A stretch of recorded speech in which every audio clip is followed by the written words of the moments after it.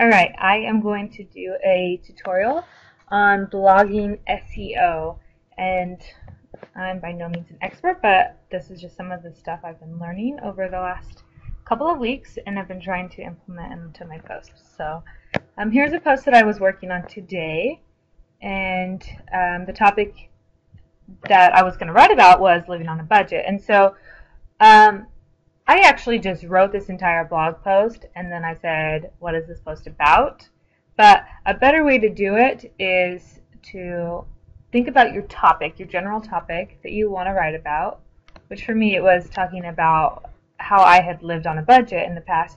And then you head over to Google keyword tool and you just type in here whatever your keyword that you think you might want to look up. So I might search for how to budget, and you can choose any of these three. You can choose a word or a phrase that you're considering, or website to just see general keywords that you might target for your particular website and your search results, or a category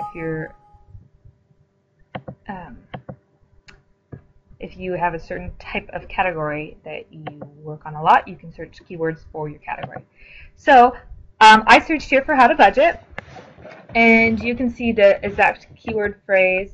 It has a medium competition for it, and it receives 16 million global monthly searches and 6 million in the States. And then underneath your actual keyword that you searched for, you'll have all these other topics, category headings of different topics. So for example, you can see budget money. And so if you want to see the keywords that people search for under the general category of budgeting money, you can see different keywords that they might use. So they might say how budget money, and that's a word you could incorporate, or how to budget money, and different words here. So you can use this tool to find a keyword that will work really well for you. Maybe you have a calculator, and so I mean, it can also be like a good tool to give you good ideas for future posts. So if you're writing this post on how to budget and you want to do a follow-up post later, you can do a budget calculator, you can offer a template, you can offer a spreadsheet, planning guides, and you can link them all back to each other and use new keywords throughout to build your SEO in the general budgeting category. But for just a single post, you just want to find one that maybe is over 10,000 visitors. Alright, so I'm going to come over here and say living on a budget.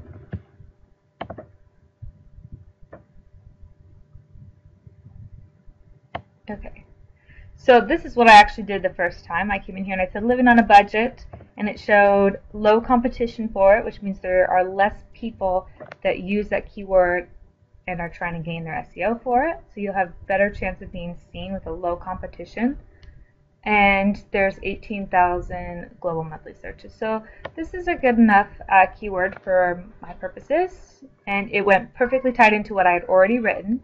So I went ahead and just used this term, and I had already had it naturally in my post several times. So the only thing I had to do was change my title and a couple of other things. So let me switch gears and show you where to add different keywords through your post. So I have a plugin called WordPress SEO by Yoast, popular plugin that a lot of people use, and it gives you a couple of fields here that you can edit and customize to help with your SEO. So the first it's going to show you this preview of what your results would look like in the search engine. So if you went to Google and you typed in living on a budget and my result actually came up, this is what it would look like right here. So you type in your keyword, so I'm focusing on living on a budget. As you start to type in this, like if I were just starting to type this, it would pull up different ideas here that you can use as well. And that's a good way if you don't want to use the keyword tool, but it's not going to give you the results of how popular the search is, what the competition is, and different metrics like that.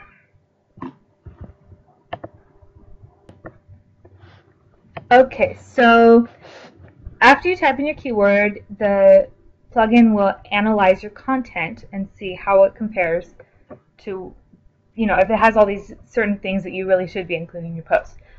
So first it's going to say, do I have the keyword in my heading? My heading is I'm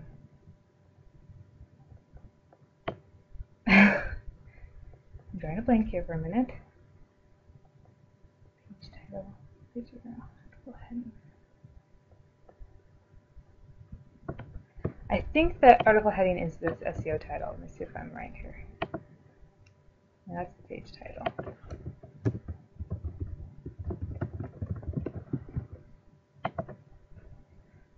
Okay. Alright, the article heading is just actually your title. I was trying to figure out which one was which of those two. So if I got rid of it up here and just said my experience is budgeting, I might have to save the draft to see it. Yeah, let's go ahead and save the draft and see how that changes.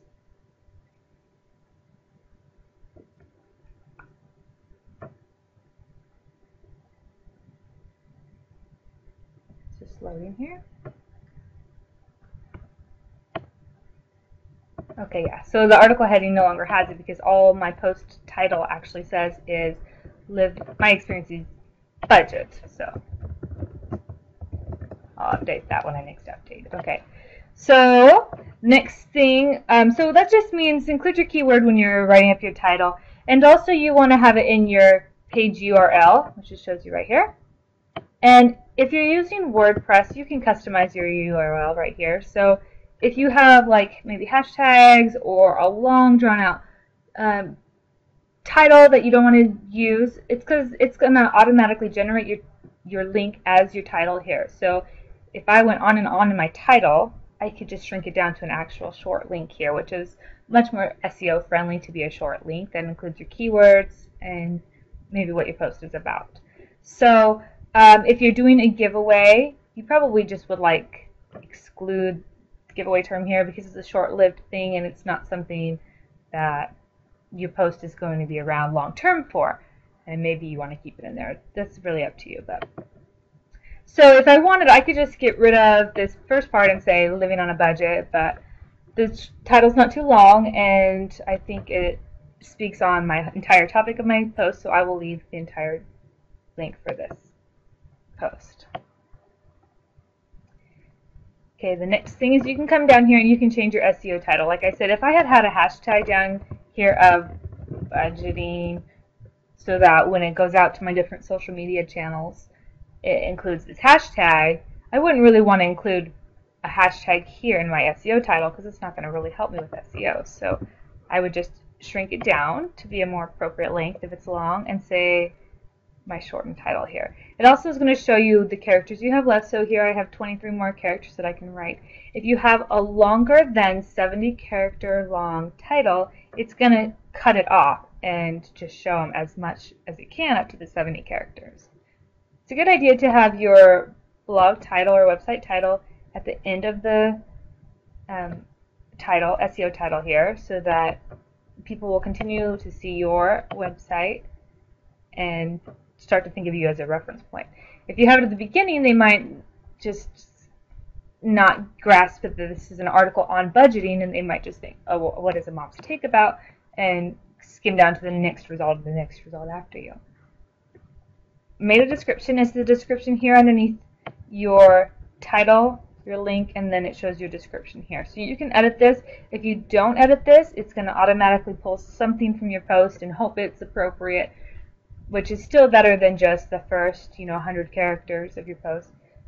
But the best thing to do is to fill this in. And it just has to be 1 to 2 sentences. You only have 156 characters.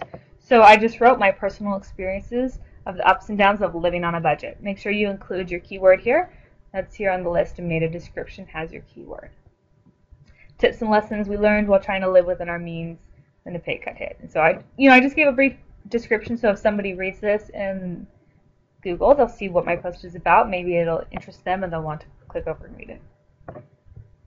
It's also going to show you how many times you've used your keyword in your content. I've used it 4 times. And you can also use a secondary keyword if you want. I used a secondary keyword of budgeting money, and so living on a budget, that particular keyword doesn't show up so many times. I have a secondary keyword. Okay. So for SEO purposes, you want your post to be over 300 words. You can see the word count here for my post. I have 1,100 words. And you want to have an image. And then image is important because you have an alt text, which is another way for search engines to read your post and see what it is you're writing about. So in my alternate text, I wrote, just, a recap here, our family experiences, living on a budget again. Just keep using that keyword over and over and over. Okay. You also want to include your keyword in your first sentence of your post. And somewhere in your post, it should be in bold.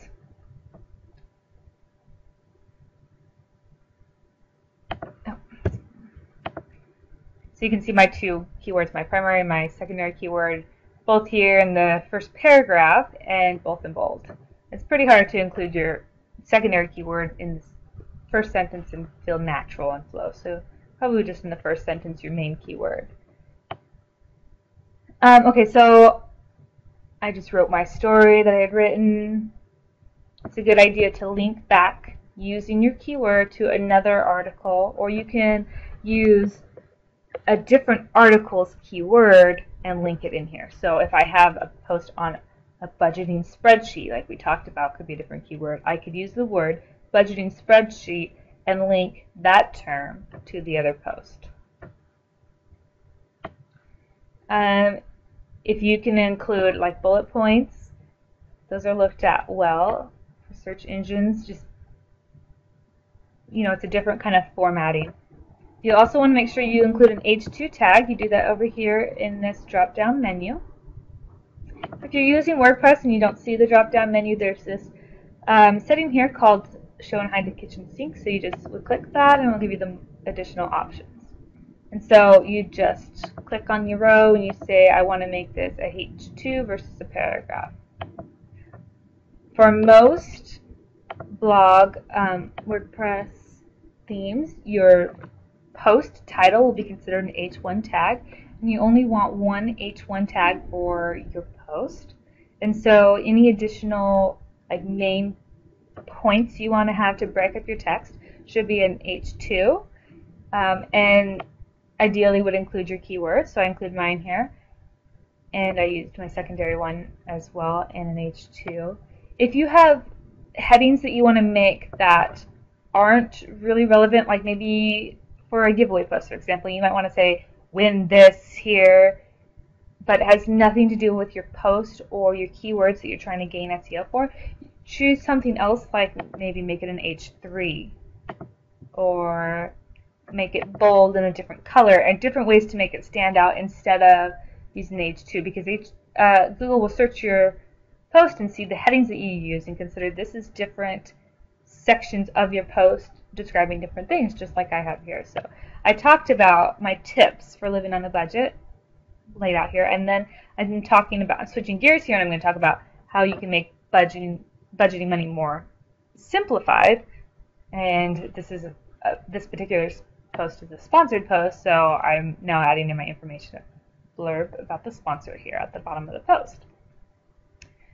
Okay, so I have a second SEO plugin, and I usually have it deactivated just because I've learned the main things that it recommends, and so I don't really need to kind of double check myself twice. But it's in a way similar. You can't edit the metadata, so it's not as helpful. But okay, so I typed my keyword phrase again here, and in order to see your results, you just hit to save your draft or update your draft if you've already scheduled it, and then there's this drop down arrow here to open up your scoring. Okay, so this is going to tell me my keyword phrase was not found in the post title. This is because I remember we removed it when I updated my draft. It says an H1 is not found in my keyword phrase. I've set the settings for this particular SEO plugin called SEO Blogging to consider the post title my H1, because it is. And so right now it's not seeing it because we updated it. Okay. Found my keyword in H2, I gotta check for this. H3, you don't have to worry about including as much as far as what I've heard and read about SEO. If you'd like to include it and you can usefully use an H3 in a post, then that's great. Then you can include it to continue to bring you SEO value. So you need to include your keyword in bold, include your keyword in an image, the alt attribute like I showed you, include it in the first sentence, include it in the last sentence, which I haven't done. Sometimes I will just include it at the very bottom with a sentence such as topic.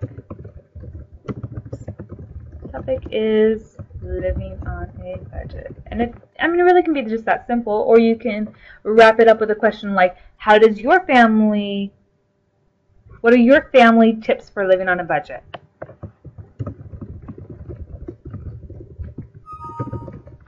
And then that gets your users engaged. If you have anything after this question, though, it's still not going to count this as your last sentence. Like if you need to include a disclosure after this sentence.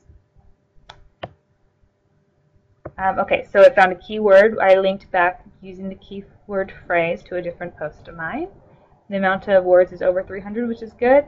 And my links have a rel no follow. And this attribute here means that the links in the post aren't going to be giving away my SEO juice, so to speak, to the websites that they're linking to. Now, you don't want to no-follow links to your own site unless maybe for some reason you might, but in general you wouldn't need to. But if you link to an outside site, like I will be linking to my sponsor in this site, and I have a cool tool that a plugin that I've installed for no following links, and all you do is you just click on it and you hit the stop sign, and it will change the HTML to include that rel no follow tag in your HTML link. It's pretty confusing concept if you've never heard of nofollow, but you can do some research on that. Basically, it just stops Google from sending the PR rank of your post to whatever site you're linking to. If you have a sponsor for your post, you do want to always include nofollow. If you're just linking to a blog or somebody you naturally want to link to, then it's appropriate to leave it as a do follow link if you'd like to. Alright, I'm going to save draft here and we'll see how the score edits changes.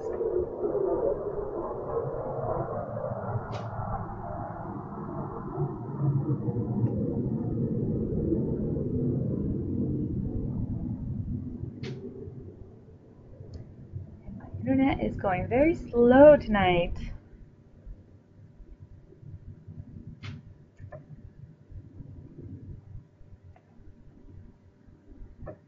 Okay. Sorry for that slowness going on here. Okay, now I have a score of 80, and if I wanted to keep going with the different things, I could add H3, I could add the keyword in the last sentence, which I probably will do after my disclosure and everything is finalized for this post. It also will show you here the keyword density. That means how often your keyword appears among your text. And I haven't tried to figure out the perfect amount for this setting yet, so I haven't done much attention to that. So there you go, and good luck with your SEO.